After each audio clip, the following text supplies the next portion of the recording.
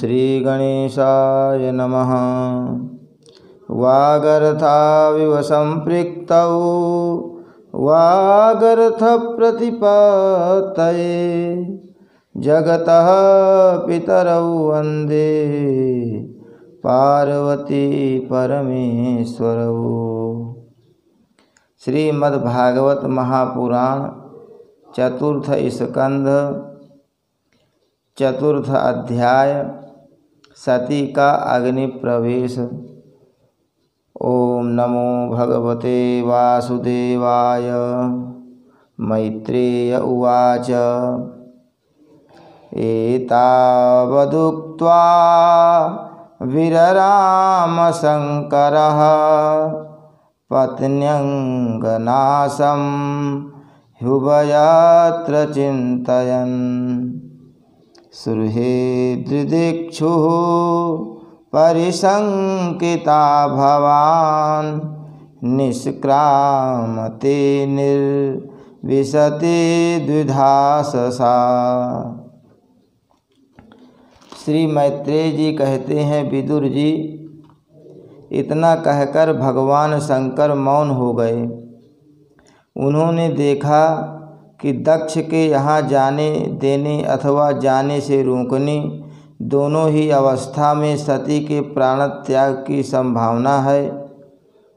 इधर सती जी भी कभी बंधुजनों को देखने जाने की इच्छा से बाहर आती और कभी भगवान शंकर रुष्ट न हो जाएं, इस शंका से फिर लौट जाती। इस प्रकार कोई एक बात निश्चित न कर सकने के कारण वे दुविधा में पड़ गईं, चंचल हो गईं।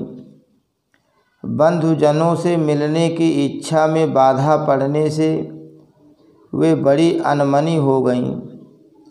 स्वजनों के स्नेहवश उनका हृदय भर आया और वे आँखों में आंसू भरकर अत्यंत व्याकुल हो रोने लगीं।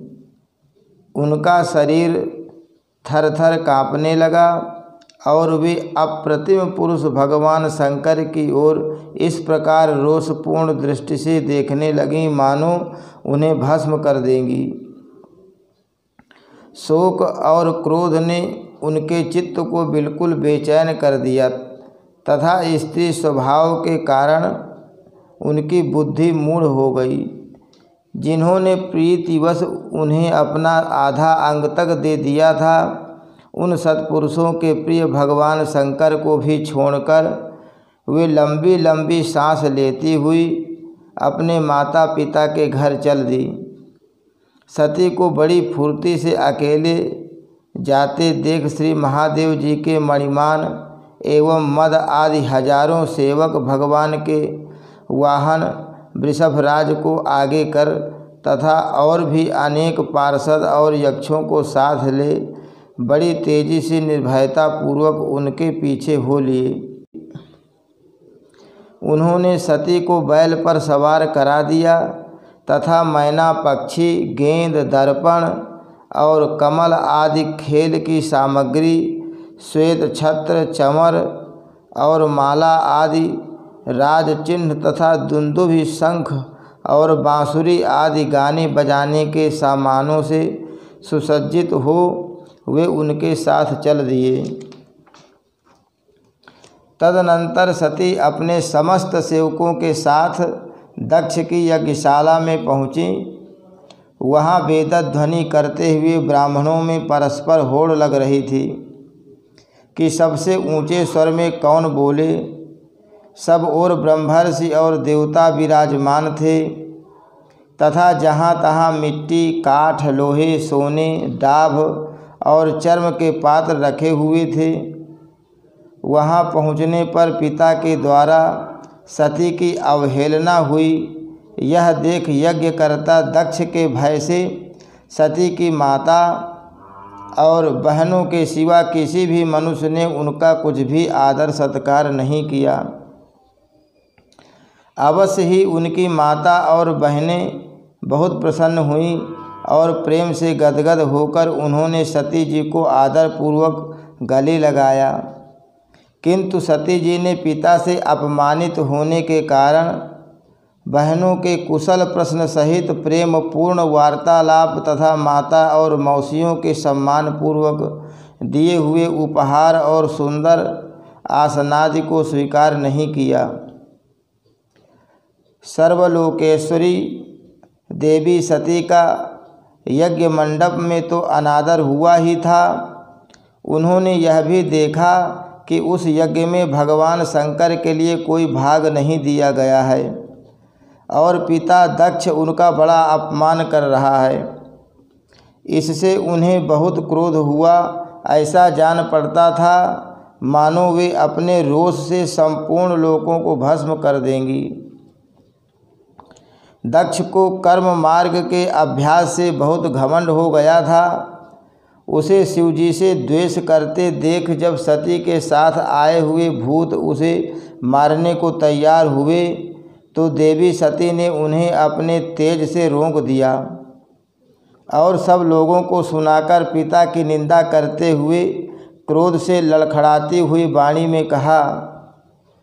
देवी सती ने कहा, पिताजी, भगवान शंकर से बड़ा तो संसार में कोई भी नहीं है। वे तो सभी देहधारियों के प्रिय आत्मा हैं। उनका न कोई प्रिय है न अप्रिय, अतएव उनका किसी भी प्राणी से बैर नहीं है। वे तो सबके कारण एवं सर्वरूप हैं। आपके सिवा और ऐसा कौन है जो उनसे विरोध करेगा। द्विजवर, आप जैसे लोग दूसरों के गुणों में भी दोष भी देखते हैं, किंतु कोई साधु पुरुष ऐसा नहीं करते। जो लोग दोष देखने की बात तो अलग रही, दूसरों के थोड़े से गुणों को भी बड़े रूप में देखना चाहते हैं, वे सबसे श्रेष्ठ हैं। खेद है कि आपने ऐसे महापुरुषों पर भी दोषारोपण ही किया। जो दुष्ट मनुष्य इस सब रूप जड़ शरीर को ही आत्मा मानते हैं, वे यदि ईर्ष्या व सर्वदा ही महापुरुषों की निंदा करें तो यह कोई आश्चर्य की बात नहीं है। क्योंकि महापुरुष तो उनकी इस चेष्टा पर कोई ध्यान नहीं देते, परंतु उनके चरणों की धूल उनके इस अपराध को न सहकर उनका तेज नष्ट कर देती हैं। अतः महापुरुषों की निंदा जैसा जघन्य कार्य उन दुष्ट पुरुषों को ही शोभा देता है, जिनका शिव यह 2 अक्षरों का नाम प्रसंगवश एक बार भी मुख से निकाल जाने पर मनुष्य के समस्त पापों को तत्काल नष्ट कर देता है और जिनकी आज्ञा का कोई भी उल्लंघन नहीं कर सकता। अहो, उन्हीं पवित्र कीर्ति मंगलमय भगवान शंकर से आप द्वेष करते हैं। अवश्य ही आप अमंगल रूप हैं। अरे, महापुरुषों के मन मधुकर ब्रह्मानंदमय रस का पान करने की इच्छा से जिनके चरण कमलों का निरंतर सेवन किया करते हैं और जिनके चरणारविंद सकाम पुरुषों को उनके अभीष्ट भोग भी देते हैं, उन विश्वबंधु भगवान शिव से आप बैर करते हैं।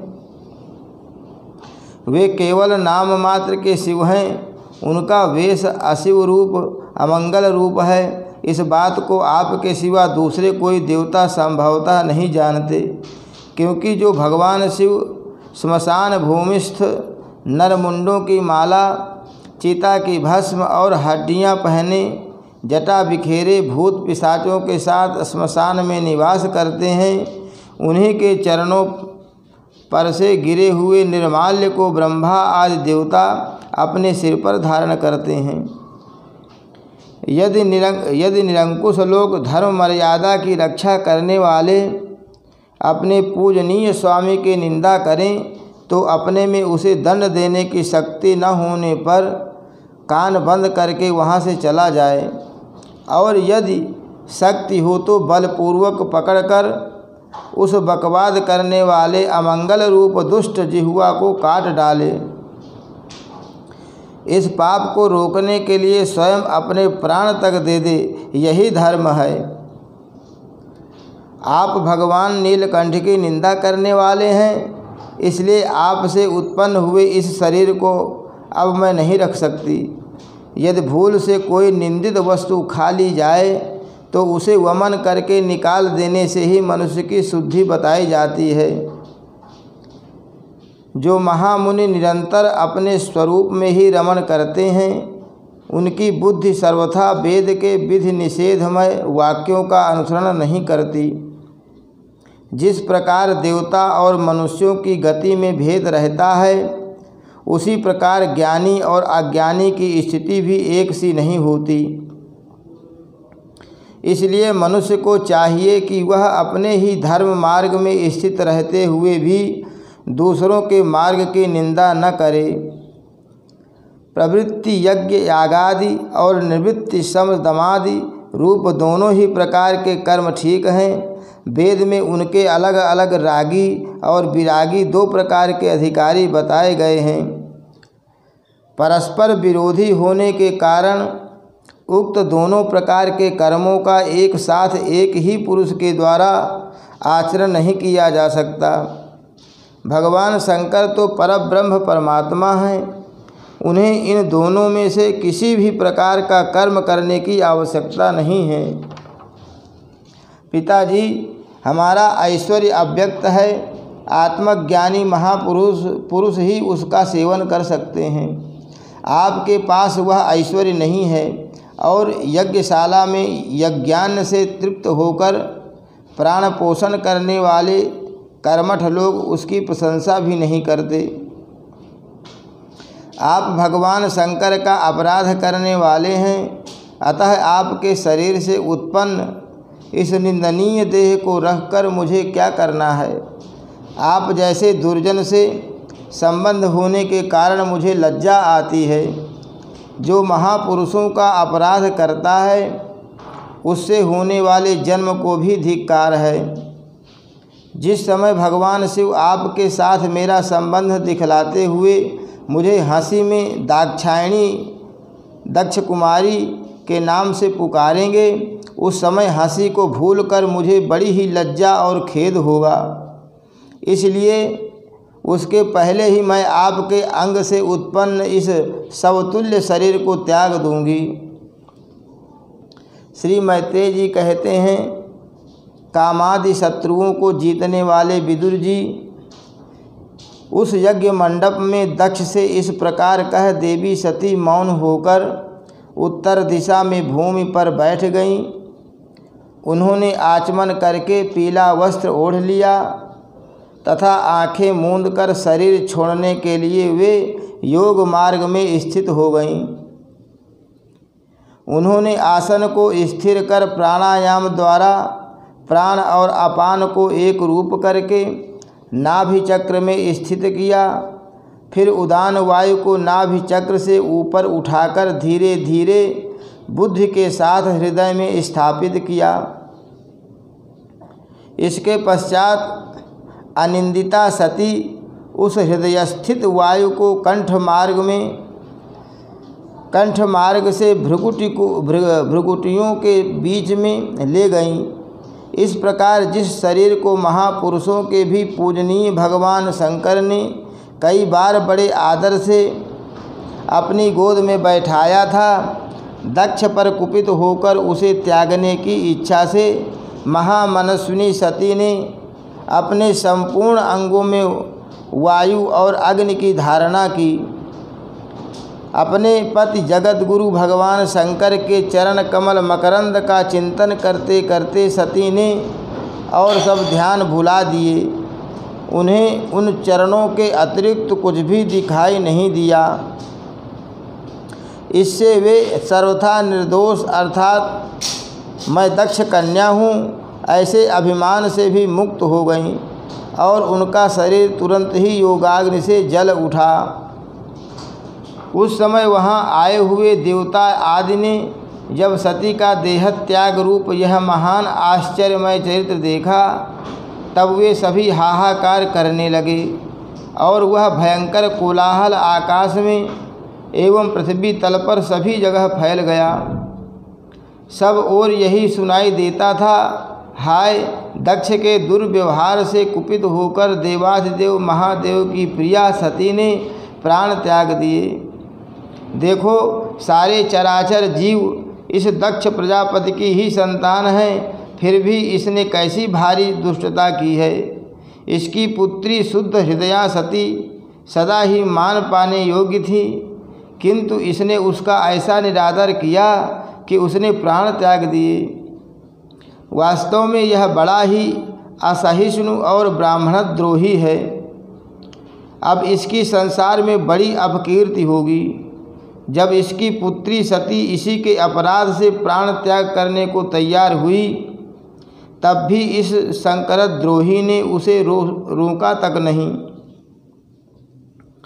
जिस समय सब लोग ऐसा कह रहे थे, उसी समय शिवजी के पार्षद सती का यह अद्भुत प्राण त्याग देख अस्त्र शस्त्र लेकर दक्ष को मारने के लिए उठ खड़े हुए।